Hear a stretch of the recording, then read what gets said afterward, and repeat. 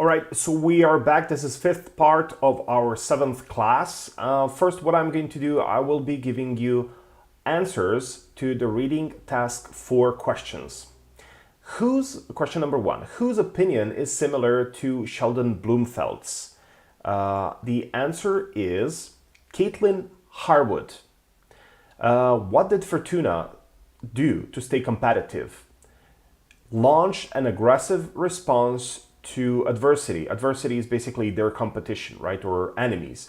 When you're saying enemy, like just like boxers say, they don't usually say like, he's my enemy, he's my adversary, right? It's like, sounds more noble, right? Fortuna benefited most from its relationship with the Federal Aviation Administration. We can reasonably conclude that question 4, the answer is Power Tech Corporation was negligent. Question 5, the best title for this article would be Fortuna 3000 Intercontinental Marketing Dream Safety Nightmare. Let's continue. These first 5 questions, usually most of my students didn't have any problems with them, so I'm not going to explain them further because I think they're pretty self-explanatory. Let's move to the question 6, sorry. It says, the following is a comment by a visitor to the website page. Complete the comment by choosing the best option to fill in each blank. This is clearly a tale of corporation showing disregard for due process, a regulator operating independently from business, an authority ignoring binding recommendations, or an investigation being hampered by a journalist. Actually, the question is a corporation showing disregard for due process. Like they want to make a due process something like a process that you always need to do thoroughly, no matter how tedious it is, no matter how boring or long it is, you need to do this. These are the regulations, so that's a due process. They didn't do it because they quickly wanted to make this airplane. The situation could have been avoided if regulators had been forced to act in the public's interest. The government should require Fortuna to be more, what? Accountable. Accessible, yeah, it was accessible. It was, the passengers were traveling with it already, so uncountable, to take responsibility to their actions. Now I hear a number of Asian aircraft companies are demanding compensation for mechanical problems with the 3000s that they purchased, and these are problems that go beyond the propulsion. Now you have to know that propulsion is actually, I know because since I was a kid, I was interested in rockets and I was interested in like these forces. I don't understand physics, but I know that this propulsion is something that goes outside of the motors. This is like this hot air that is pushing the airplane. Propulsion related ones to the writer describes, but honestly, I can't see Transport Canada taking any action that might wreak havoc with the profits of one of the country's largest corporations. Valhalla Air had a flotilla of 3000s in order from Fortuna in 2014, and there's no surprise, their share prices soared. Entire fleet improved. That didn't happen. Does it sound to you? No. Federal regulator eared. Marketing plan tanked. Well, it didn't tank. It was amazing, right? And federal regulator eared. Well, they kind of collaborated together with them, right? Those were corrupted.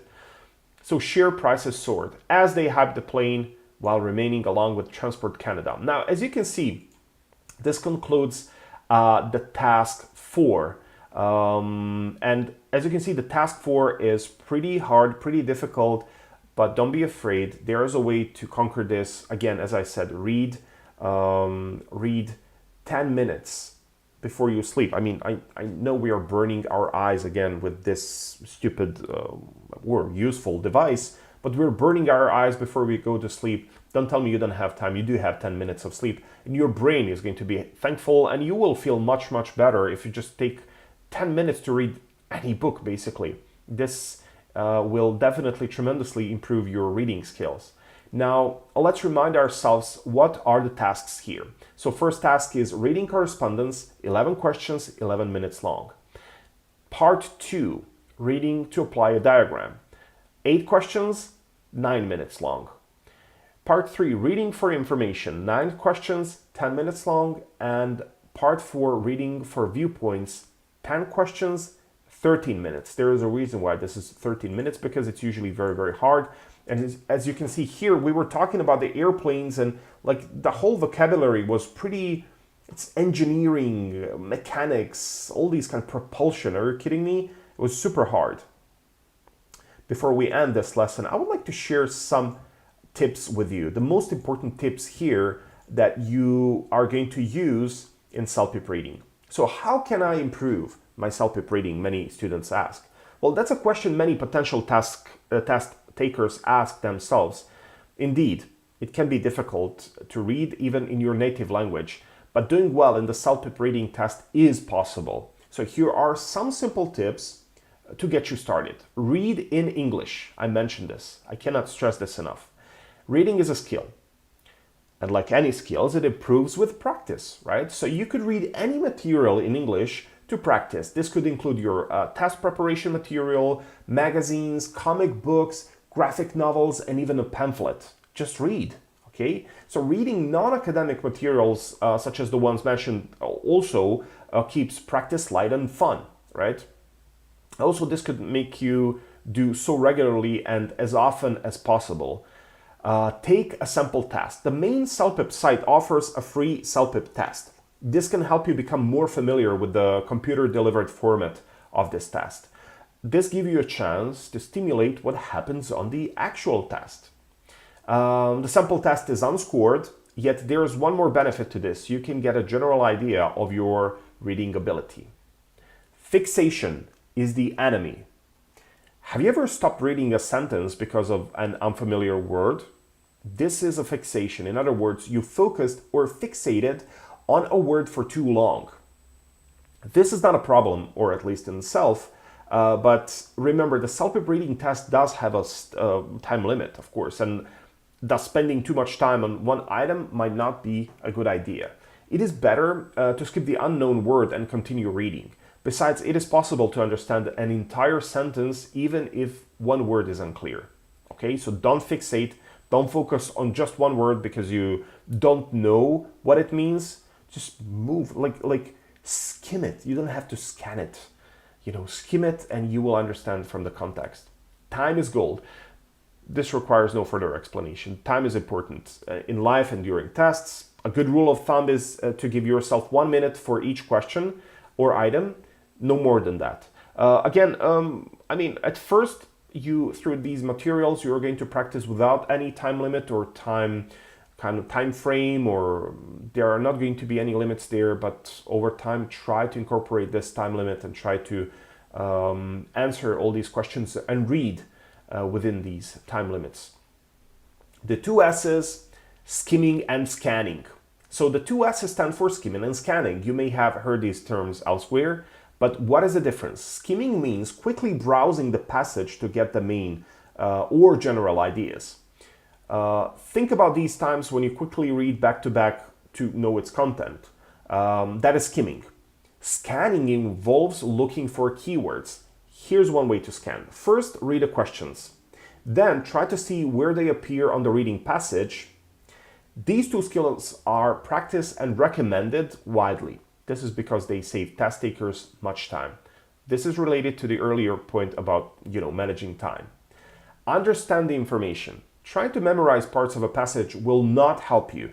Even if you could, the information could not be used in another part of the test anyway. Instead, try to get a main idea of a passage or task by skimming. Then look at some words or questions to match the words in the passage. Remember, skim, scan, and if possible, understand. Anticipate the correct answer. This is an uncommon tactic, but the test format is multiple choice, so it may just work. Try to answer before looking at all the options, and occasionally you will see that one choice is the same as your answer. The passage is infallible. It is, at least in the test. What does this mean to you? During preparation of the actual exam, you will encounter a very familiar topic. It may even be a topic that you know very well. Be careful when it happens. The reading test is designated to be a comprehension test. It is not a test of knowledge. Okay, so what you know may be different from the information in the passage. The information in the passage is important, right? Even if the task says that universe is limited, even though you know it's unlimited, or vice versa, don't think about that. Think about the information in the text, not what you feel or know about the subject. You should answer based on the passage. You should not answer based on your knowledge unless you got it from the article, of course. Check your answers. You can practice this in 2 occasions. You can apply this while studying, taking the test. As you prepare, check the test that you have against key answers, if any. Your test preparation material usually contains answer keys with explanations. So doing this shows you the correct answer, and more importantly, this shows you further techniques to obtain correct answers. During the test, make sure of one thing. Ensure that you have clicked all of your answers. You will have no opportunity to go back to the previous section. Thus, checking is important at this stage. To summarize, check answers and answer key when preparing for Celpip, and then check to make sure that you have clicked all your answers. This conveniently brings us to the final tip. When everything else fails, hazard a guess. This is correct. Guess. Here's some good news. There's no right minus wrong rule in the Celpip reading test. In other words, you don't get a deduction for incorrect answers. So if you do not know the correct answer, you could just randomly choose one and you could hope for the best. After all, you should not spend too much time remembering what you do not know. That was it for today's 7th class. You have all the important reading tasks. Read them one more time. And always remember, practice, practice, practice. One of the best practices is just reading. Reading in English. I will see you in the next 8th class where we are going to talk about listening tests. Take care. It was a pleasure. See you soon. Bye-bye.